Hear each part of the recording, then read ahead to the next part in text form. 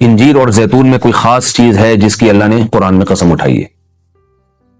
اللہ تعالیٰ کی عادت ہے کہ کبھی بھی اپنے پیغمبروں کی خوراک وہ چیز نہیں بناتے جو صحت کے لیے نقصان دہ ہو، اور قرآن میں ایسی چیز کا تذکرہ نہیں کرتے بطور نعمت کے جو صحت کے لیے نقصان دہ ہو۔ تو اس یقیناً انجیر اور زیتون میں کوئی اضافی چیزیں ہیں کہ اللہ نے قرآن میں انار کا بھی ذکر کیا، اللہ نے انگور کا بھی ذکر کیا، مگر میرے علم میں ایسی کوئی آیت نہیں جس میں انار یا انگور کی قسم اٹھائی ہو۔ تو یہ بھی یقیناً بہت بہترین پھل ہے، لیکن انجیر اور زیتون کی اللہ قسم اٹھا رہے ہیں کہ یہ گواہ ہے کہ انسان بہت بہترین ہے۔ تو اس سے ایک تو پتہ یہ چلتا ہے کہ ہمیں انجیر اور زیتون کو اپنی خوراک میں شامل کرنا چاہیے۔ آج کل کیا کھایا جا رہا ہے؟ چائے پی جا رہی ہے، گٹکے کھا رہے ہیں لوگ، پان کھا رہے ہیں، الٹی الٹی چیزیں، بازار سے بنی ہوئی چیزیں، دودھ پیک خرید کے پی رہے ہیں جس کے دودھ ہونے پہ ہی شبہ ہے کہ پتہ نہیں یہ دودھ ہے بھی یا نہیں، اور ایک سوچی سمجھی سازش کے تحت بازاری چیزوں کو پروموٹ کیا جا رہا ہے، اس پہ اشتہار بازی پہ خرچہ کیا جا رہا ہے، ڈاکٹروں کو باقاعدہ خریدا جاتا ہے اور وہ جعلی چیزوں کے فضائل لوگوں کو سناتے ہیں۔ لوگ یہ سمجھتے ہیں کہ ڈاکٹروں میں 2 نمبری ہو ہی نہیں سکتی، یہ غلط ہے۔ بہت سارے ڈاکٹر لوگوں کو بہت ساری غلط چیزوں پہ لگا رہے ہیں۔ تو بازار کی چیزوں سے آپ اجتناب کریں، اور وہ چیزیں جو اللہ نے انسان کی خوراک کا حصہ نہیں رکھی ہیں، سگریٹ اللہ نے انسان کے پینے کے لیے پیدا نہیں کی ہے، ہیروئن، چرس، یہ سب نشے کی چیزیں ہیں جو ہمارے مذہب میں ویسے ہی حرام ہیں، ان سے اجتناب کرنا چاہیے۔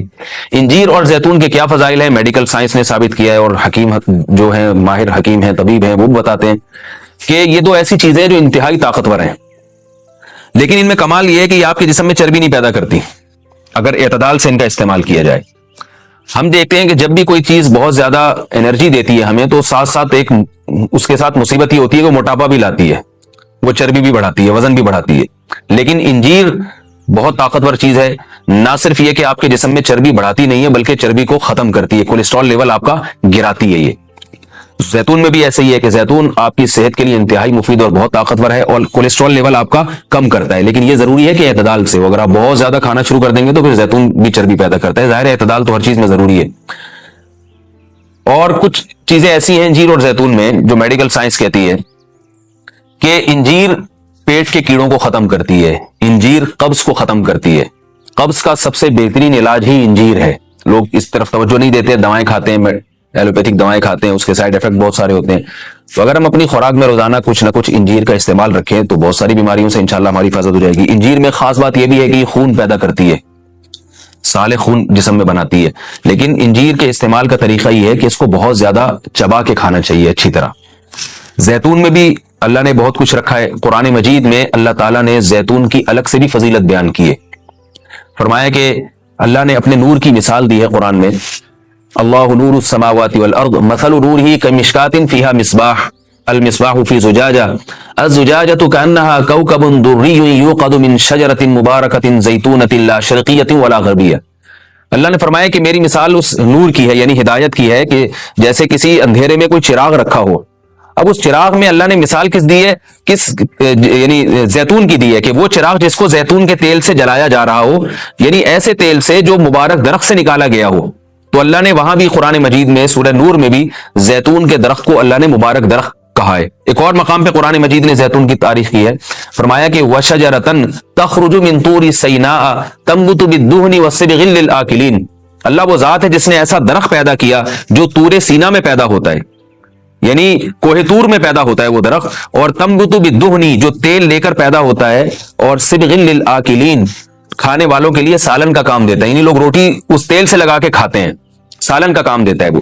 تو اب یہاں مناسبت دیکھیں کہ اللہ نے زیتون کا اس آیت میں ذکر کیا اور ساتھ ساتھ بتایا کہ یہ وہ زیتون ہے جو کوہ طور پہ پیدا ہوتا ہے، اور کوہ طور ویسے ہی ایک ایسی جگہ ہے جہاں اللہ نے لوگوں کی ہدایت کے لیے وحی کو نازل کیا۔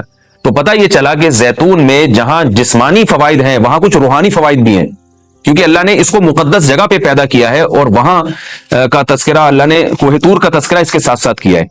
اور اس آیت میں بھی ایسا ہی ہے، جہاں اللہ نے زیتون کا ذکر کیا آگے فوراً بطور سینا کوہ طور کی اللہ نے قسم اٹھائی ہے۔ تو اس سے پتہ چلتا ہے کہ زیتون میں جہاں جسمانی فوائد ہیں کچھ روحانی فوائد بھی ہیں۔ روحانی کا مطلب یہ ہے کہ اس کے کھانے سے عین ممکن ہے کہ آپ کی کچھ روحانی ترقی بھی ہو، شاید اللہ کی محبت میں اضافہ ہو، گناہوں سے نفرت پیدا ہو، یا اس کے سے جسم میں کوئی ایسی تبدیلی آتی ہے۔ میں کوئی یقینی بات نہیں کر رہا، لیکن قرآن میں اس طرف اشارہ ملتا ہے۔ اس سے ہمیں کیا پتہ چلتا ہے کہ یہ جو ہم مختلف قسم کے کوکنگ آئل استعمال کر رہے ہیں، ان سے آہستہ آہستہ اپنی جان چھڑانی چاہیے اور نیچرل چیزوں پہ آنا چاہیے۔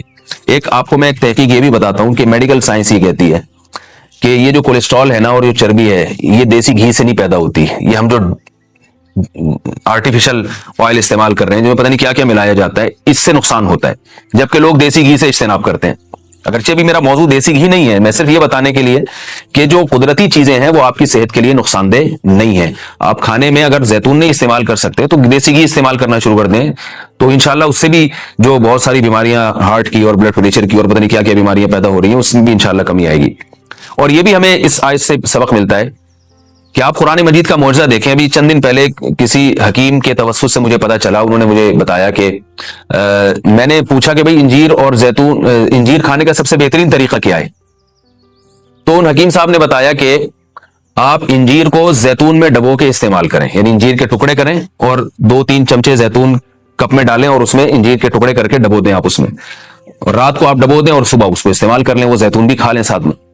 تو اس وقت میرا ذہن اس طرف نہیں گیا. اب آج جب میں یہ اس آیت کا درس دے رہا تھا تو مجھے خیال آیا کہ یہ تو اللہ نے خود قرآن میں دونوں کا ساتھ ذکر کیا ہے. حکیم تو آج کہہ رہے ہیں 1400 سال کے بعد کہ ان دونوں کا ملاپ بہت بہترین ہے صحت کے لیے.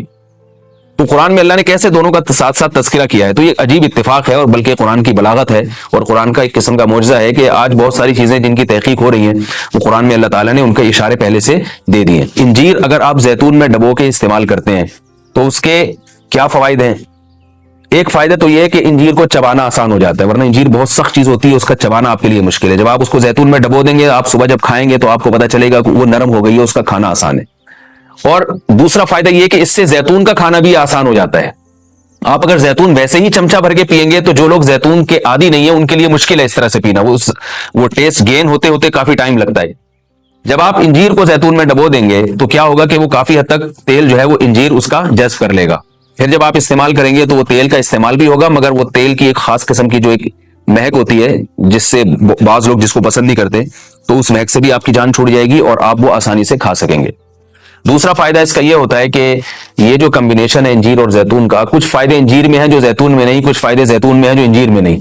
تو یہ کمبینیشن ایسا ہوتا ہے کہ آپ کو ایک صحت کے لیے ایک بہترین ٹونک مل جاتا ہے، کولیسٹرول لیول آپ کا کم ہو جاتا ہے، قبض آپ کا ختم ہو جاتا ہے. یعنی اطباء یہ کہتے ہیں کہ یہ دو آتشہ بن جاتا ہے، یعنی انجیر کا فائدہ بھی ڈبل ہو جاتا ہے اور زیتون کا فائدہ بھی اس سے ڈبل ہو جاتا ہے. تو جب اللہ نے قرآن مجید میں ایک چیز کا بہت اہتمام سے تذکرہ کیا ہے تو ہمیں اس کو استعمال میں لانا چاہیے. میں نے عربوں کو دیکھا ہے وہ بہت زیادہ انجیر اور زیتون کا استعمال کرتے ہیں، مگر ہمارے ہاں صبح صبح لوگ جیم کا استعمال کر لیں گے، شہد نہیں استعمال کرتے، اور بچوں کو ٹافیاں کھلا دیں گے، انجیر نہیں کھلائیں گے کبھی بھی. میں اپنے والد صاحب کو دیکھتا تھا، وہ ہمیں انجیر لا کے دیا کرتے تھے، ہم کھاتے تھے اس کو شوق سے، والد صاحب خود بھی استعمال کرتے تھے. تو والدین کو چاہیے کہ بچوں کو ان چیزوں پہ ڈالیں. میٹھا کھانے کا بچوں کو شوق ہوتا ہے تو آپ ٹافی یا چاکلیٹ کے بجائے آپ ان کو انجیر کھلا دیں، آپ ان کو کوئی ایسے پھل فروٹ کھلا دیں، شہد کھلا دیں. تو ان چیزوں پہ لانا چاہیے کیونکہ اللہ تعالیٰ نے صحت کی حفاظت کا بھی ہمیں حکم دیا ہے. قرآن و سنت میں اس کا بہت تاکید سے حکم ہے.